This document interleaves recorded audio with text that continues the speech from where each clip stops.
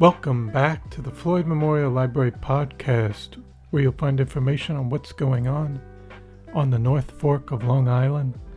We'll be focusing on issues and opportunities going on in the community, as well as people and stories from the present and the past.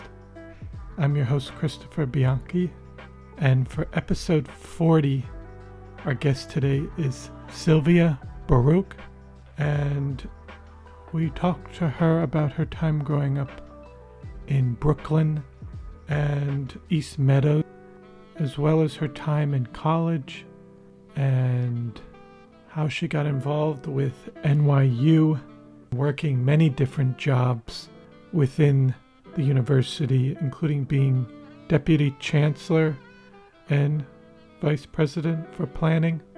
And we talked to her about how she eventually got interested in the East End and lived in Hampton Bays for a while, and then more recently made her way up to the North Fork and is a resident of Peconic Landing. And she talks about some of the organizations she's involved in and what she thinks of the community today. So I hope you enjoy episode 40 with Sylvia Baruch. This episode was recorded March 15th, 2024. Thank you so much for coming on to the podcast today. Thank you for inviting me. And to start off with many of these episodes, just like you to give us a little introduction where you were born and raised. Mm-hmm. I was born in 1943. I was born in Brooklyn, an area of Brooklyn called New Lots Avenue, where all four of my grandparents lived and my great-grandmother. My father was in the service when I was born, and so he was not part of my life. I lived with my grandmother and grandfather, my mother, her younger sister, and a sister-in-law who had the apartment downstairs, and the two men involved were in the army. I don't know where my uncle was. My father was in France and Germany. As a surveyor. And so I really didn't see him till I was 3 years old. Wow. When he came. I might have seen him once or twice, but he was not part of my life till I was 3 years old. Mm. And in terms of your grandparents on both sides, where are they from? All my four grandparents come from the same town in what was then the Turkish Empire. And it was called Monastir then. It's now called Bitolia. And it's right over the Greek border in what is now Macedonia, but it was the Turkish Empire then. But they were all descended from Spanish Jews who were expelled or chose to leave, I don't know, from Spain in 1492 when the Inquisition took over. And the Jews that were in Spain at that time went to various places. Many of them went to the Turkish Empire, which were not so discriminatory against Jews. And they lived there. But what was interesting is they continued to speak a kind of medieval Spanish. The men who had to be out in the world more learned other languages. And my grandfather, I know, could write Hebrew and some language in Cyrillic, because I have some of that. But the women did not. They just spoke a language called Ladino, which is essentially medieval Spanish with a little Hebrew mixed in sometimes. Wow. Yeah. And did they come over into Ellis Island? Yes, they did. They did. And there's an interesting story about my grandfather and grandmother. My grandfather was here first, and his mother and my grandmother's mother were friends. And so they decided to fix up the woman who became my grandmother with my grandfather. My grandfather was not too excited about that possibility because he was already in this country and he was living a semi-American life.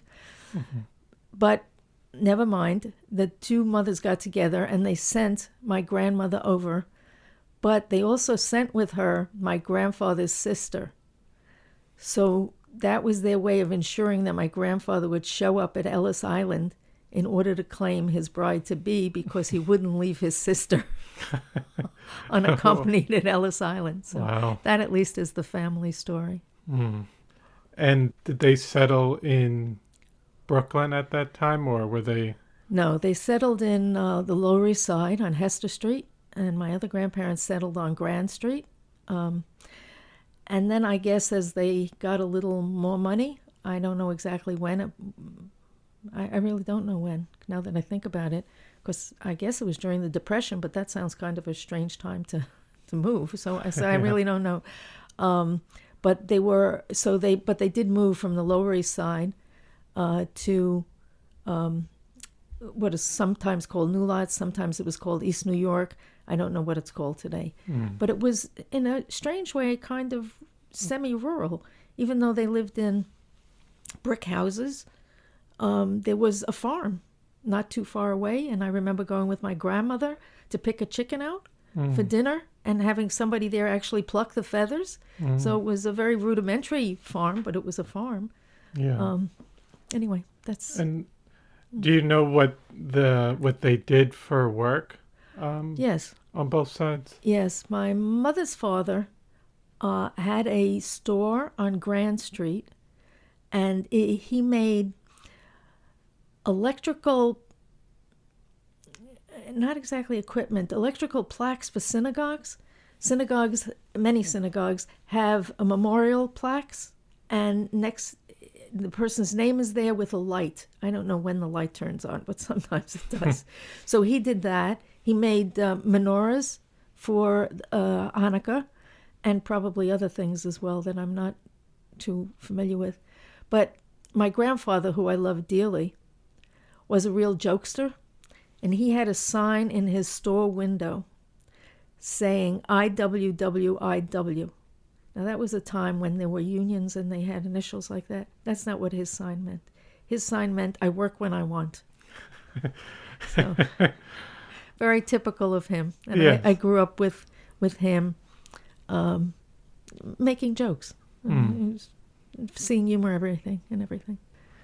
And that was on your mother's side, your mother's father. What about on your dad's side? My father's side, he wasn't a well man.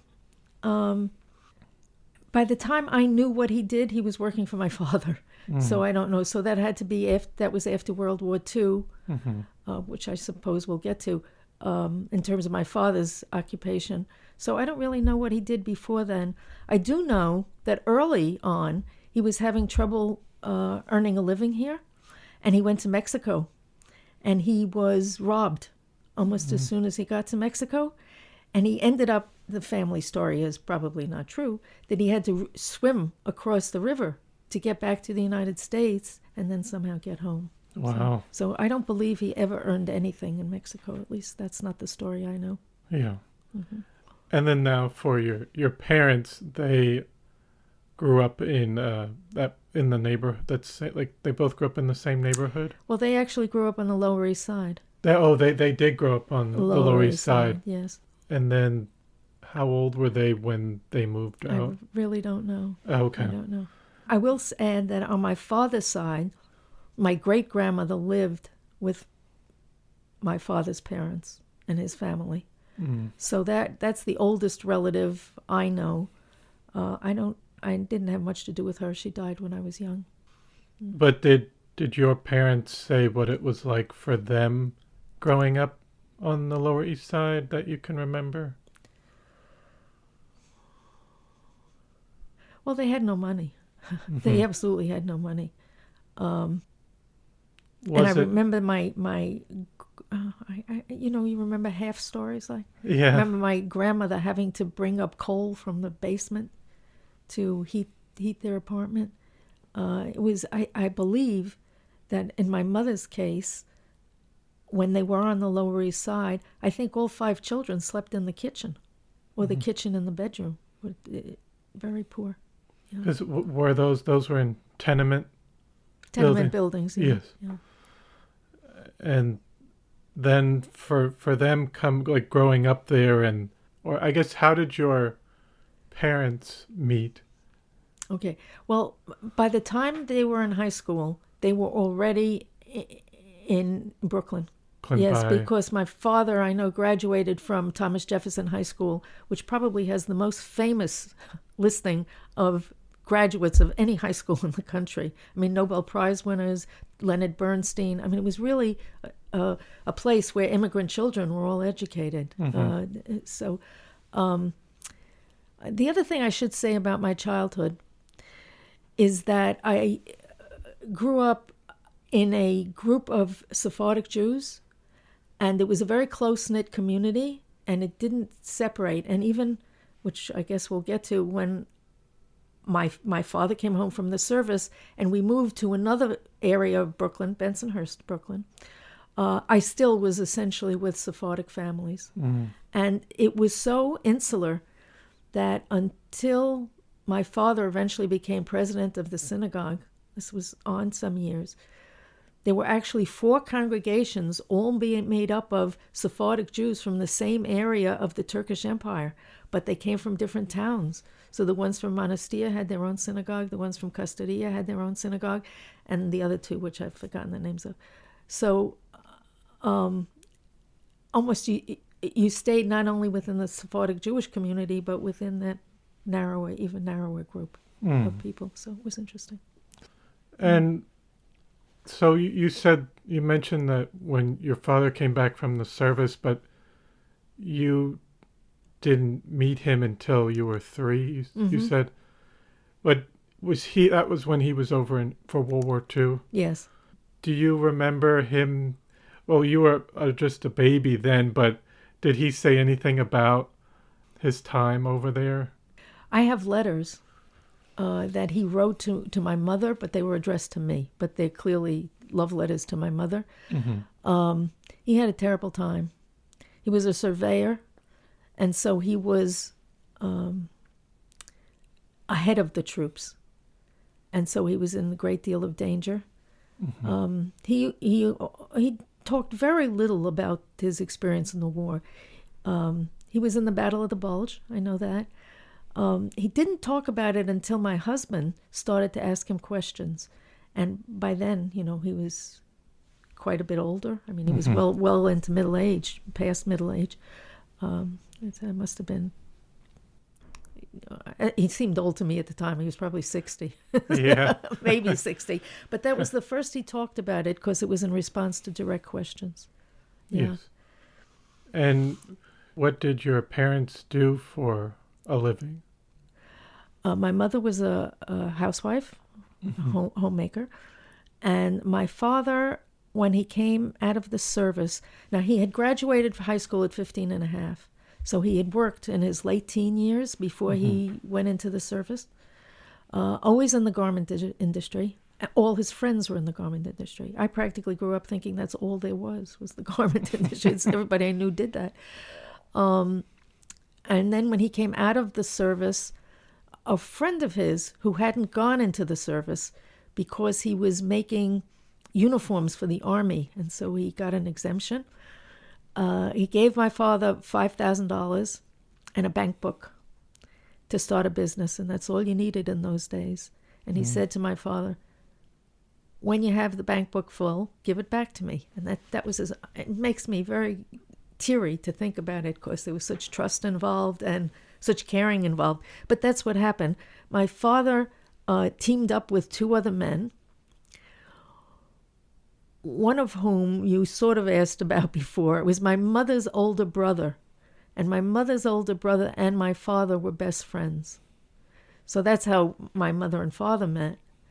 So the 2 of them plus another person who I don't know how he came there began 2 firms. Actually, I don't know if it was at the same time. But one was called Sildart, which is the SYL is from my name, Sylvia. DA from David, that was the son of my uncle. And RT from Stewart, which was the son of the third man. And it was Sildart Sportswear. And they made less expensive women's sportswear. So they had two companies that were related that did that. And then you came in, and how many siblings did you have? I didn't have a sibling until I was 11. I was the oldest grandchild on both sides of the family. And I only had one sibling. And were you growing up in Bensonhurst? Yeah, until I was 12. What school did you go to? PS 200. Yeah. And then I went to PS 128 for 1 year for 7th grade, which I loved. That was like one of the best. It was a much better experience than I subsequently had in the suburbs, even though my parents had moved to the suburbs for my education. In fact, my Brooklyn education was far superior and exciting. And if you could describe a little bit what the neighborhood felt like, and as a kid, what would you do for fun? You mean after I was 12 years old? Or even before? Okay. Before you were 12? Before I was 12, two things I can say about that. I was surrounded by cousins. So I don't ever remember like playing in the streets or anything like that, which I did do subsequently. But it was a very family-oriented kind of thing. The other thing I did is my grandparents, I think by that time, both sets of grandparents had bought bungalows in Rockaway Beach. And so the summers were very oriented that way. And even though I wasn't living with them, we spent, I recall, I think, every weekend at the beach with them and with many cousins and uncles and aunts. And I think of my grandmother often because I thought she was having a wonderful time. She was probably being worked to death. I mean, it was just because there were, 5 siblings on one side, 6 on the other. Each of them had spouses. Each of them had children. So there were a whole lot of people who sort of, and the bungalow was tiny. I mean, it was essentially a 1-bedroom bungalow, and that's giving it more credit than it's due. So, but anyway, I have good memories of that. Yeah.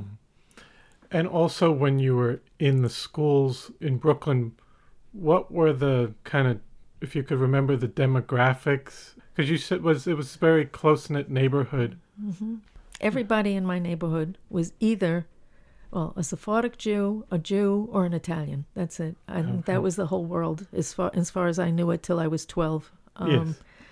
And so I went to PS 200, and I loved school. I was always there way before it opened. I mean, I just loved to be there. And then in 7th grade, I was in the 7SP, which was, I forget what the SP is, Special Progress or something like that. It was to let me do 3 years and 2. That was the gist of it. And I had wonderful teachers, at least one of whom, and maybe 2 of whom, had started to teach during the Depression when there were no other jobs available. And so he must have been at the end of his professional life. But they were all enormously bright, engaging. They seemed to love what they did. So that was a great experience. And you said you moved when you were 12 to East Meadow. Did your parents say why they decided to? Everybody was doing it. I mean, those were all World War II vets. I should back up just a little bit. Sure. The community that we lived in Bensonhurst were Trump homes. Trump's father, Fred Trump, built for the returning GIs some apartment houses, and some, we lived in a two-family house. At one point, we rented downstairs. My family rented downstairs in someone else's home, and then went around the corner and purchased one. I think they were semi-detached homes. It's my recollection. And then they owned one, and my aunt lived downstairs as a renter, and her family, my mother's younger sister. And then now moving from there, you moved out to East Meadows. And you said the school wasn't as interesting or challenging as when you were in Brooklyn. Right. But did you have any, or were you interested in any subject matters at that time going? I guess, going more into high school? I just love school. Just That's school. I did have one teacher, Miss Fitzgerald, who really made an impression on me because she had been engaged. And then all of a sudden she wasn't engaged. And I asked her why she was not engaged. And she said it was because her presumed husband said that she couldn't work after they got married. And that was such a shock to me. Not from, I want to be clear, I didn't realize a person could choose not to get married for a reason like that, because all the women I knew stayed home and cared for the family and the home. And so that was the very faint glimmer of feminist thinking that I got. And I think I was in maybe the 8th grade, something Wow. like that. Yeah. And then it lay dormant for a long time. And also, I guess just when you were in high school, at that age, did you do anything for fun? Would you go to Manhattan, or would you stay mostly in your neighborhood? Well, actually, for us, it's hard to think of this in this era, but a group of kids used to go to Coney Island. We got on the subway and we went to Coney Island. And when I was in Bensonhurst, I had a different group of friends who were the children of my parents' friends rather than cousins. It wasn't cousins, it was friends. But it was a very close-knit community. They were all people who had known each other previously in New Lots, or whatever you call that place now, New Lots. Yeah. And now, as they earned a little money, I think maybe they spent $14,000 for the house, something like that. They all moved to these Trump homes, and it was their children, basically, not 100%, but basically, that I became friendly with. And being on the street in the best possible way, you know, playing games like Ringalivio or that other one, I forget what it's called, you know, where you can take steps, fast steps, slow steps. Not like a hopscotch thing. I played that too. Those Yeah. kinds of things, yeah. That was all in Brooklyn, yeah. Oh, okay. By the time I went to East Meadow, I didn't know anybody. My parents didn't know anybody. It was a very isolating experience. Of course, I got to know people in school, and then they became my friends. What about... And we played canasta. I remember that. And then could you describe, because you said in Brooklyn it was more Jewish and Italian. Yeah. Did that change in East Meadows, or was it similar? It wasn't Sephardic Jewish. It was other kind of Jewish plus Italians. That was basically my friendship group. And now moving forward, kind of coming out of high school, did you know what you wanted to do? I grew up in an era where women didn't make that choice. I didn't think about it. Mm-hmm. I was going to go to college. That was a big first in my family. Yes. I think on both sides. None of the women had gone to college. I think that's accurate. So I was going to college, and that's all I knew. That's as far as I thought. And I went for 1 year to the University of Michigan, and then I came back and I went to NYU. They had a University Heights campus in the Bronx, and I was in my class, which was the class of graduated in '64, was the first class of women up at the Heights. It was called the Heights campus. Mm. And then just going back, what were your parents thinking? Were they okay with you going to college, or? Yeah. Oh, absolutely. They wanted you. The expectation was definitely I was going to college. Mm-hmm. Didn't have any definite endpoint in mind, like in terms of career, and they were no help in terms of choosing a college. They just didn't have the experience, but somehow that's the way it was going to be. And were you thinking of going to Michigan, or were you wanting to get out of New York? I wanted to go to a good school. I didn't know much about what that meant. One of the schools I applied to was Cornell. I was not accepted. And that actually made me quite furious, because boys in my class who ranked far lower than me were accepted to Cornell. And there was a female quota system at the time. So Michigan was on a list that some college counselor gave me, so I went to Michigan. And in some ways, it was good. I had some excellent teachers there that were better than the ones I had subsequently. But it was kind of isolating, and the student body was not at all sophisticated. The way I think about it is the girls were wearing circle pins and sweater sets. I mean, I just didn't know about things like that. Yeah. And so I transferred back after a year. And when you came back, what were you majoring in? Political science and a minor in philosophy. And then, so how was coming out of that after you graduated? What were you thinking of doing? I went to graduate school for a year in international relations. Didn't much take. So then I got a job. I got a wonderful job at a place called the Council on Foreign Relations. And my title was Assistant to the Publications Editor. And the publications editor was this wonderful, wonderful woman named Grace Darling, who lived up to her name and sort of embraced the world. And we put out a lot of books by members of the council, like Henry Kissinger, or Dean, top names. Mm-hmm. And we handled the technical part of it. Actually, I don't think we did any editing at all. I don't think so. My boss did the marketing, and I did most of, as I recall, that was called traffic, which is making sure the galleys went to the right place and came back at the right time, and whatever illustrations were necessary was somehow incorporated. That's my rather vague recollection of what I was doing at the time.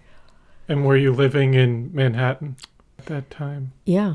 After graduate school, I lived in Manhattan for, I think for the rest of my adult life, actually. Wow. Yeah. In different parts. I lived then with two friends. So there were three of us. Let's see. I may have my years mixed up. I think there were three of us who lived on Sheridan Square in the West Village. Three girls. We thought it was perfectly nice and fine in one bedroom. And what year was this, kind of? Well, I think it was 65, 66. And then my first marriage was in 1966. So, okay. So it was that year before I got married. And how would you describe Manhattan at that time and in the 60s? And I lived in Greenwich Village. So.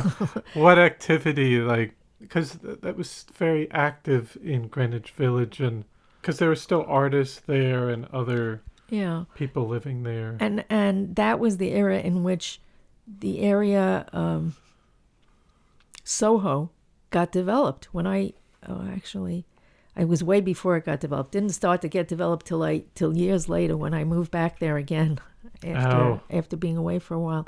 So it was just an industrial area. And to the extent they were artists, they were not artists and visible artists. They were in lofts doing what they do, and they just weren't very visible. And the gay population wasn't very visible to me. I have no idea. It may have been... it certainly became a predominant part of the village culture later. To tell you, this happened later, but could have happened at this point in time. Yeah. I had some friends visiting from Japan, and they were sort of frightened to walk on down the streets of Greenwich Village, because unlike Japan, where almost everybody sort of looked the same, nobody looked the same in Greenwich Village, and they saw people with pink hair and yellow hair and green hair. And now we sort of take that all for granted, and cut off pants. And to them, it was frightening. But I actually thrived. I loved it. I loved living there. But then I didn't live there that long at that point in time, because I got married in 1966, and my husband and I moved up to West End Avenue and 88th Street, the West Side, Upper West Side, which was very different, which was largely, not totally, but largely European, mostly Jewish, but European population, very, very neighborly, very neighborly. And I lived there for a number of years. Yeah. And what did you kind of what developed after that you got married and you moved? Were you still working? I was. I worked for the Institute for International Education after the Council on Foreign Relations, and I helped administer the Fulbright program, which was partially a paperwork operation and partially a counseling operation. And I was at that for several years, and then my husband and I took off to Hawaii, and we lived there for a year, and then we came back to the Upper West Side, and shortly after that, my marriage dissolved. So the year in Hawaii was interesting, and it was very informative for me because it was gorgeous beyond words, and from our apartment it was beautiful, but it was also boring.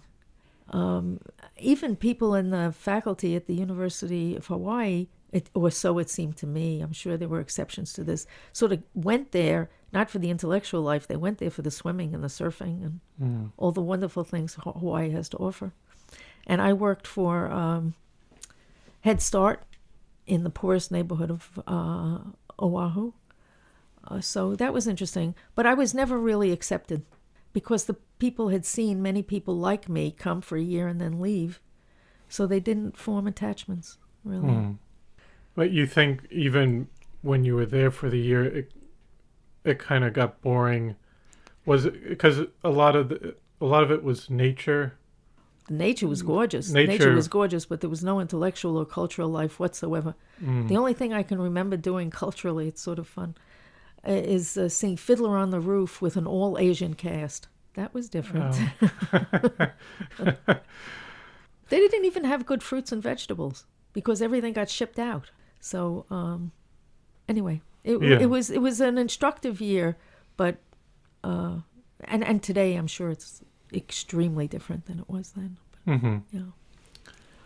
And kind of when you came back to New York, or do you remember any other like major events at that time that might have been going on in New York or other? Well, we left New York for Hawaii to a great extent because of the racial violence that was going on in this country, including in New York. And we were looking for a more peaceful place, which Hawaii certainly was. It was much more peaceful. And my husband at the time was an attorney, and there was a reciprocity. So he literally got off the plane and got a job. I mean, and it took me a little longer.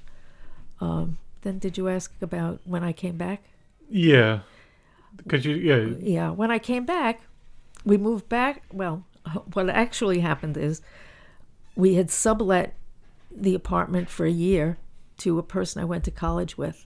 Turns out she sublet it to her brother, and we didn't know that till we came back. And it was a little less than a year, and they refused to leave it. So we had to sublet someplace else until the year was up. Then we came back and discovered that the unpainted furniture had been painted. It was quite an experience, quite a trauma. But I was young and it was okay. It was okay.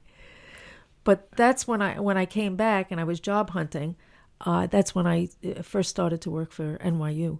That was 1971. And how long were you living on the Upper West Side? I lived there until 1973. And would you say that in terms of the atmosphere in New York, would you feel, because some people would talk about, I guess the 70s, I guess they might not say too much with some of the grittiness in New York and just walking around. And did you feel comfortable exploring through all of New York? Yeah, but it was a hard time in New York. It was still a hard time. A very hard time. The city almost went under financially, and NYU almost went under financially. I mean, so it was a very, very hard time. And the truth is I didn't pay too much attention to the possible dangers or whatever, but they must have been there. I found it a sort of an exciting time. The feminist movement was taking off. The civil rights movement had taken off. So it was a time, it felt of enormous hope and possibility, you know, and you know, even just the fact that, my goodness, I had a future. That was, for a girl growing up when I did, that was sort of the first that dawned on me, Then, I mean, before that I had had some jobs, but that I could actually be thinking in terms of long range just hadn't occurred to me much before. So it was interesting. It was a wonderful time, yeah. And how did the opportunity come about to work at NYU? That was an extremely strange occurrence that happened. I've had a few strange things happen in my career. In the academic world, you do not hire from personnel agencies. It just isn't done that way. I was done that way. And the reason was I had gone to a personnel agency because I had the Council on Foreign Relations, I had the Institute for International Education, so I knew I wanted to stay in education. Well, that sort of made sense at that point. And it just so happens that the person who ran the agency was best friends with the wife of the dean of the College of Arts and Sciences. And that was at the Heights, where I had been a student. It wasn't downtown at the Square. So I got my first job there as an assistant to the dean. And I advised students. And it was a kind of raucous time in higher education. And so one of the things that happened was students wanted more variety in their courses. They wanted shorter courses. And so somehow I ended up doing program development for some academic programs. Not the ones the faculty were doing. They did their thing, but these were different. And what's important for my career is that the dean that hired me, and we'll get to this in a minute, subsequently became chancellor of the university. So he was in a position to help my career, which he did very much. And the person who reported directly to him, his name was Jay Oliva, became my boss, and Jay eventually became president of NYU. So there was Sydney and then Jay and then me. It was very lucky, and by then I was down at the Square. When you had moved down to Washington Square. Right. And I moved down because NYU was in such bad financial shape at that point. It literally wasn't clear that they were going to meet their payroll. And, people think of NYU now, it seems almost unimaginable. Mm-hmm. But they sold the Heights campus that I was on to Bronx Community College, which is still there. And some of us, a lot of us actually, moved down to the Square. And Sydney, who had been the dean and had been the person who hired me, became chancellor of the university. And Jay, who had been his second, became, I don't remember his title, but let's just say vice president for academic affairs. I don't remember. Oh, and Sydney then made me director of summer sessions, which there hadn't been one before me. And it was the best thing that happened to me in my career, because I had to go around to each of the deans of each of the school and the senior faculty at each of the schools, not the medical school and not the law school, but all the rest of the units, and get to know them. So I learned about what seemed to other people like a very big institution very quickly. And it seemed to me like a small place. Of course, there were 30 people I had to know or something like that. So yeah. Yeah. And kind of when you were starting there and you said you were talking with different people throughout the college, was it still, or was it predominantly still male? Probably, but not so as I made a point of it. Not that you have noticed. No. But then how did the opportunity come about that you became deputy chancellor of NYU? I had many titles. So I started as director of summer session. I don't remember what I became after that, but then at some point I was assistant to something, and then I became assistant something, and then I became associate something. Yeah. I was also, at the same time that I had my deputy chancellor title, I was also vice president for academic planning. So the path that I described before for Sydney, who became chancellor, and Jay, who became chancellor and then became president, I sort of followed them. So I was, especially for Jay, but not exclusively for Jay, because presidents had a way of just taking people that they wanted to do different things. Mm-hmm. But I worked for Jay, and so as he got promoted, I got promoted. That's essentially what happened, which was over. I came to NYU in 1971. We moved in 1973 down to the Square, and I didn't leave till 96. So in that period of time, I probably had 5 or 6 different titles, all on the academic side of the house, but 5 or 6 different titles. And could you think of what your favorite part of, I guess, if you could pick a title, or if just your overall experience at NYU, what was your favorite part about your career there? It was terribly exciting. It was just terribly exciting. I mean, we started off with an institution that was in deep trouble financially and intellectually, in terms of being attractive to students.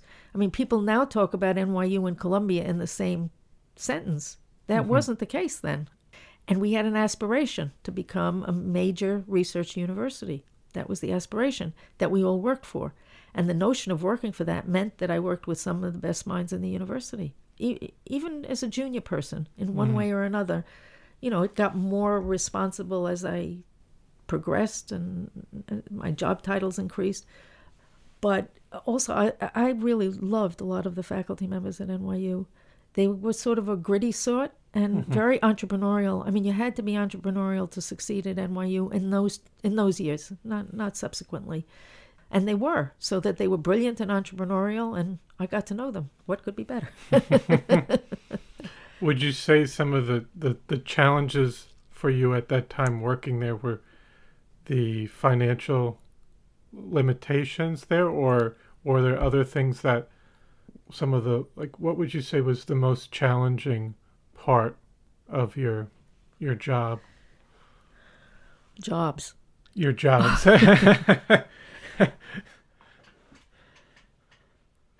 I haven't thought of it this way before, but I suppose keeping my eye on where we were going. I mean, there was so much going on, and contrary to what I understand is the way it is today, we were very thin administratively. So that I did a whole lot of things that weren't exactly my job, but we didn't know what else to do with them. I mean, as a gross example, sort of. There was a period of time where the academic computing facility reported to me. I don't know anything about computing whatsoever, but it was sort of a political job in the sense that there were competing units of the institution that wanted to control academic computing. And we wanted it to stay with the Courant Institute for Mathematics because that's where the research needs were the greatest. And so dealing with the politics of that was a very great, that's in a sense small but illustrative example. I think one of the most interesting and challenging things that I did there came quite late in my career, where we were finally pretty well established, and what needed help was the sciences needed to be developed. Even in the early years, math and fine arts were clearly the top, and the School of the Arts. I'm leaving out the medical school and the law school because I had very little to do with the law school and nothing to do with the medical school. And the development of the School of the Arts, which I'll like to talk about in a minute. So we decided to build the sciences, and exactly how to go about that, who to consult to go about that, inside the faculty, outside the faculty. Okay, that's decided. We're now going to do that. And then we decided we were going to put the emphasis on neuroscience, which we had no neuroscience at the time, right? So we consulted quite broadly about how to do that. We had some excellent people internally who were capable of that, of building it. Again, entrepreneurial. So building it meant, first of all, they came out of the psychology department. So the psychology department had to be satisfied that they weren't going to lose anything just because we were developing neuroscience. They needed space in order to do the science that they wanted. Well, space is more important than money at an urban institution. So how do you get them the space? Meant moving something, which meant moving something else, which meant moving something else. So how do you take care of the, for want of a better word, politics of all of that is, so that was very challenging, but very rewarding because we were successful, and that was very rewarding. And you were able to build up the science area? Yeah. Well, you said that the fine arts was kind of already established. Fine arts, it was the Institute of Fine Arts in the 70s. I mean, Certainly one of the top fine art history departments in the country.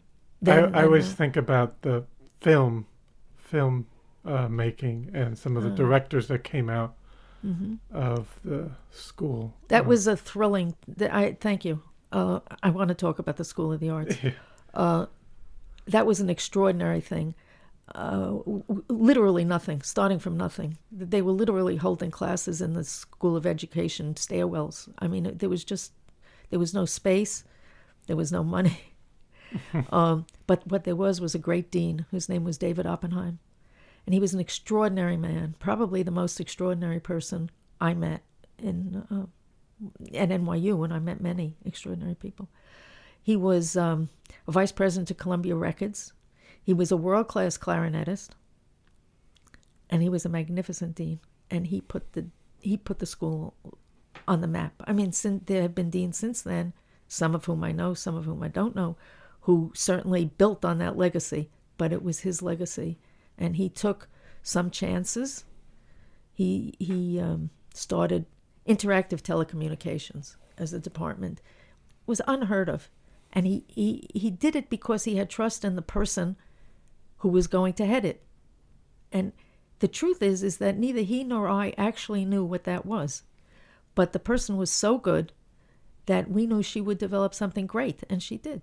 And he built wonderful film department, acting department, good dance department. It was just, he was an extraordinary person.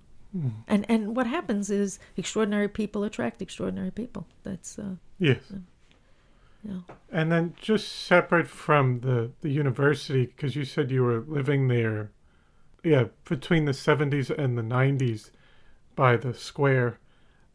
How was the neighborhood? Because you mentioned a little bit that even in the 70s and into the 80s, there was the gay community as well as... was there still, because I remember people talking about an Italian community that was there. Were they still kind of visible, or? They were visible, but not terrifically visible. But one of the main churches was quite close. St. Carmine, I think it was called. Or maybe it was on Carmine Street, St. something, I don't remember, on Carmine Street.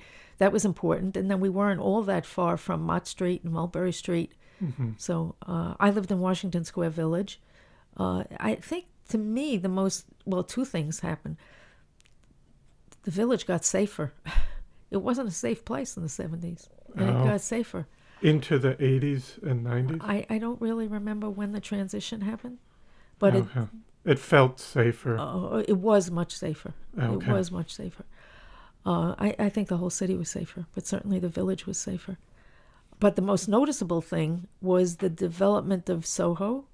Because when I moved there in the early 70s, it was still largely factories and loading docks and things like that, and slowly changing. And now I've been there recently, and it's unrecognizable to me. It's with fancy stores. There were none.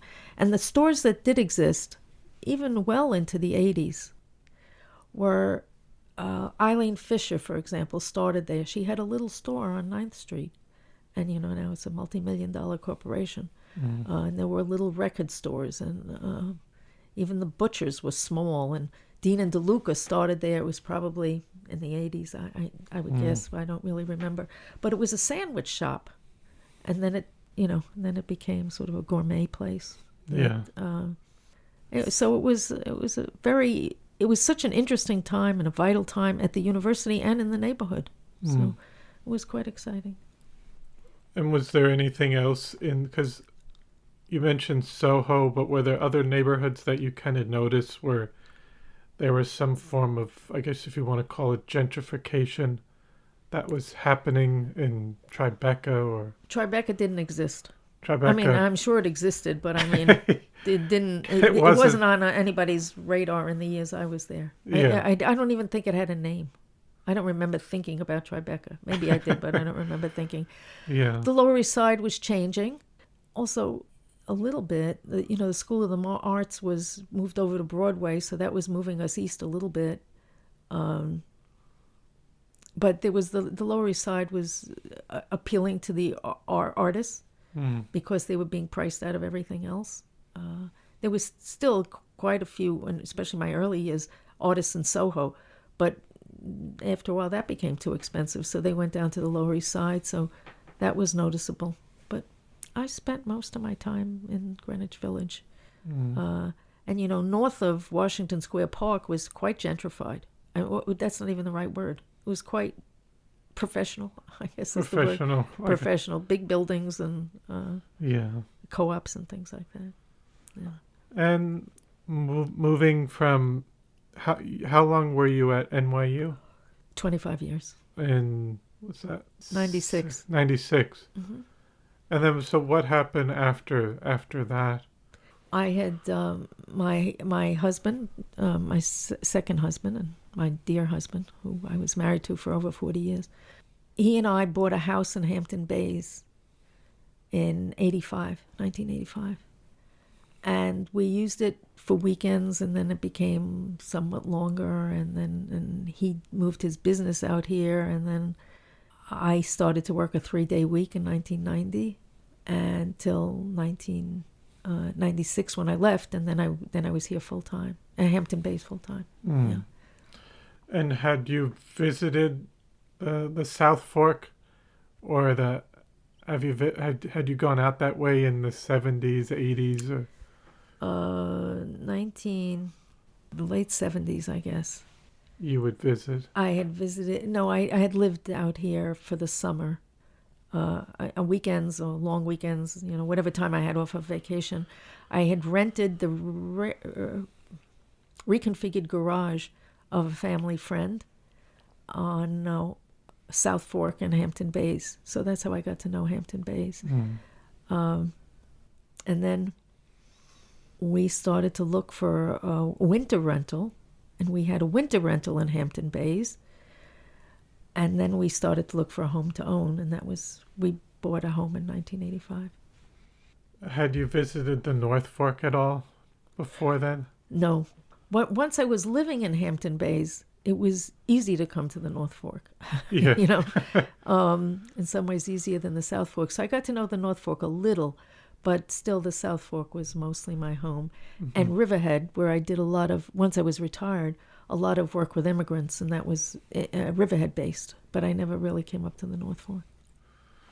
And was that in the 2000s that you were doing more of that work? From 1996 or 7, something like that. Okay. Early on, yeah. What else? What other work did you do? Did you stay involved with the academic community? No, not really. No. I probably would have had I stayed in the area, but living so far away. Yeah. I was a painter. I don't paint anymore, but I did that. And my work with immigrants and just life, and that was it was a full life. Yes. And before we get to the North Fork, I wanted to just ask about if you could comment on academia just today. I know you're not in it, but just kind of your time from the 70s, 80s, 90s, and if you could just give a view of what you think kind of with some of the way maybe your outside view of academia has changed. And I don't know if you wanted to touch on some of the challenges going on today with certain academic institutions. I don't really feel qualified to answer that. Okay. It seems to me that higher education has changed so much. It's very different from what I remember. From what you remember. And the challenges that I remember. Okay. Yeah. And then, so how did you decide to come to the North Fork? Well, I lived on the South Fork from 85 to 2021, actually. And my husband had passed away in 2018, and I had thought I would enter a continuing care community of some sort for the later years of my life. And so I considered Kendall-on-Hudson, and I considered Peconic Landing, which is where I live now. And Kendall-on-Hudson I liked because it was close to the city, and I've always, even when I was living in Hampton Bays all those years, I frequently in the city, very frequently in the city. I love the theater. I love the museums. You could put me in the Metropolitan Museum for life, and I would be very happy there. And I finally decided to come here because I like this part of the East End. I love water, but mostly I think because I liked the communities around it, meaning Greenport and Southold and Orient and all of that. And it seemed to me that there were opportunities there for me to get involved in the communities as well as in Peconic Landing, whereas that didn't seem true at Kendall, where you were pretty isolated from anything. There was a hospital nearby, and other than that, there was woods. And so that's sort of what led me to Peconic Landing. Yeah. And then just before getting to Peconic Landing, I just had a question about, because you were in Hampton Bays for a while, how did you see that area change over time on the South Fork? I saw all of the South Fork change enormously. Well, first of all, when I moved into Hampton Bays, it was mostly a community of retired policemen and firemen. And I suppose there's still some of them there, but they've probably been priced out of the housing, although there's still quite a few small homes, which I think are not all that expensive, but I don't really know. But in some ways, what's interesting is that I see the North Fork now going through some of the changes that I saw in the South Fork in the first case. You know, the escalating real estate, the desire for more cultural institutions, the homogenization of the towns. That was probably the biggest, well, I don't want to say the biggest, a big change on the South Fork. There were two big changes. One was when I moved out there, the towns were very distinct. So when you were in West Hampton, you knew you weren't in Southampton. When you were in Southampton, you knew you weren't in East Hampton. And Sag Harbor was totally different from all of the rest. By the time I left, there was more similarity than differences among the towns in terms of types of stores, the people, the institutions, all of that. So that was a big change. The other big change was politically. When I moved out there, you had to be a Republican to be a secretary in the town hall. You needed to be a Republican, and by the time I left, it was Democratic. And that was Southampton town, and I think it's also true of East Hampton, but I know that less well, much less well. And I sort of see the same thing here. Happening here, yeah. Yeah. Both communities had a real desire to keep as much rural character as possible, but the South Fork, I think of Sagaponic, when I moved out there, was all farms. By the time I left, you couldn't find a farm in Sagaponic. Oh. What might save the North Fork in that way is the vineyards. Yes. That, whereas on the South Fork, they were growing cauliflower and potatoes, and so it wasn't all that, you couldn't make as good a living as you could by selling it, is I guess what I want to say. Yeah. Yes. And did you notice a new immigrant population coming into Hampton Bays with the Hispanic population? It was a large Hispanic population in Hampton Bays, especially in the motels. There were a lot of motels in Hampton Bays, so they were, and a very large immigrant population in Riverhead, which is where I did most of my immigrant work. Yes. But I also saw the immigrant population develop. Like, by the time I left, my landscaper was a Latino man who had a crew, which included some Polish people. Oh. So it was like the opposite of the way it had been before. And the computer store was in town was owned by a Latino person, and the beauty parlor was owned by that. So that was a real change. I suspect that was more true of Hampton Bays than it was of other more pricey towns. Yes, going further east. East, yeah, I would guess so. Yeah. And then coming out here onto the North Fork, you said you like being by the water in Greenport and East Marion, Orient. And what did you think of Greenport when you came out here? I loved it immediately. I did. I think it's a wonderful town. It's a pretty town, very pretty, but in terms of the harbor and in terms of the architecture, very often I drive through, so I don't see it. But when I trouble to see it, some of the houses are fabulous. Yes. And just right for where they are. It's like not. It's very often on the South Fork, you see a house plunked down where it doesn't belong. But but that hasn't been my observation so far. So, And now with Peconic Landing, how has it been living there? Very happy living there. What I hoped would happen has happened. I've gotten somewhat active in the towns and know what's going on, and that's very rewarding. And I find the people at Peconic Landing very compatible. I like many of them and am close to some. And there's a wide range of people, which is in every way, in terms of interests, in terms of experience, in terms of disabilities. There's quite a range of people. So I'm very happy living there, and I live in a cottage that I like a lot. So it's a good life.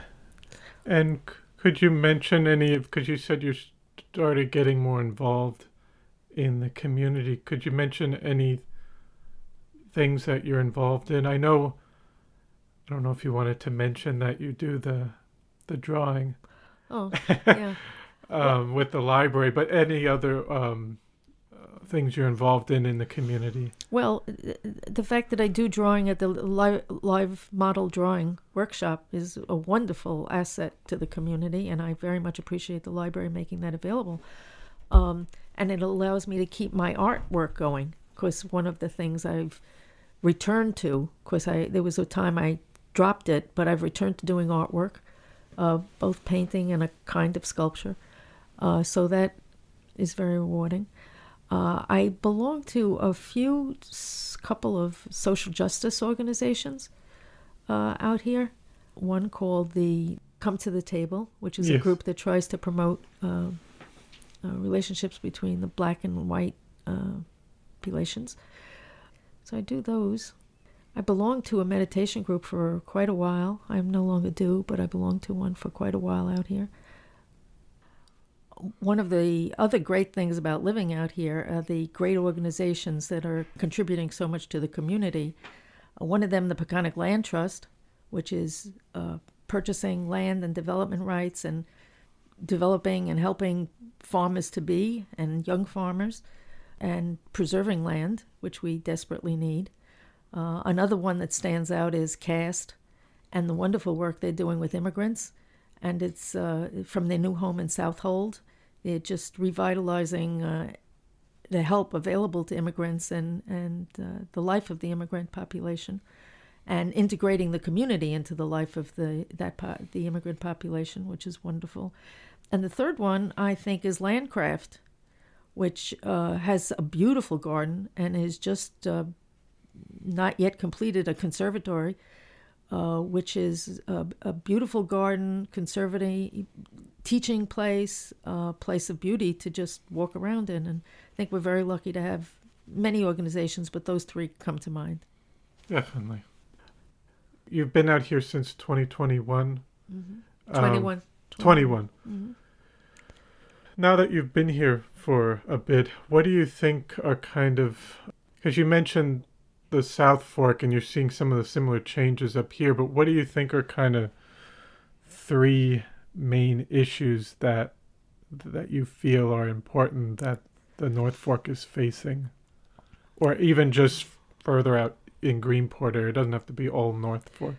Well, facing sounds like it's a problem. So there are problems, which I'll get to in a moment. But the establishment of cultural institutions out here is an important thing. Mm-hmm. And there are signs of it all over. The most visible one at the moment is the Greenport Movie Theater being changed into the North Fork Arts Center. And I'm very excited about that. I think it will be terrifically interesting. And there's an effort to make that into more than just a really first-rate movie place, which would have what are called art movies and first-run movies and children's movies, but also the ballet is coming there. Brooklyn Ballet is coming in April, and there's an aspiration for art and speakers, and so that's wonderful. Yeah, I should say this doesn't have to do with the North Fork, but I have to say it. Sure. The change in Sag Harbor has been remarkable, and I don't know if that could ever be replicated anyplace. But the two cultural institutions in Sag Harbor, the church, which is an exhibition, performance, art making place, I don't know, that does a little bit of everything and does it all well, and the cinema, Sag Harbor Cinema, have transformed that town. Mm-hmm. And so I don't know if that could be replicated on the North Fork. We don't have the population, perhaps, to support it, but some of it can, and I think the North Fork Art Center is going to be part of it. And there are some plans for other cultural institutions that I know of that show promise of helping move the area along. There's some talk, for example, only talk, about the possibility of doing a museum of artists of the North Fork. That's one thing. But there are other things I've heard too. And so I think that that's one thing. I in terms of challenges, keeping a reasonably rural area would certainly be a big challenge. The deer population is a challenge. And probably at the top of the list, affordable housing. Mm-hmm. I think that we'll be getting some soon. And there's certainly people working on it really hard. But it's a huge challenge to making this a viable area. I think just of Peconic Landing, like there's Peconic Landing, San Simeon, and the hospital within 4 miles of each other maybe, and they all have the needs for the same kind of workers. That doesn't even count landscapers and contractors and all of that. Well, where are these people going to live? And the firemen and the policemen and the teachers and the... I don't... Everything I've heard about so far, with just very recent exceptions, just won't do it.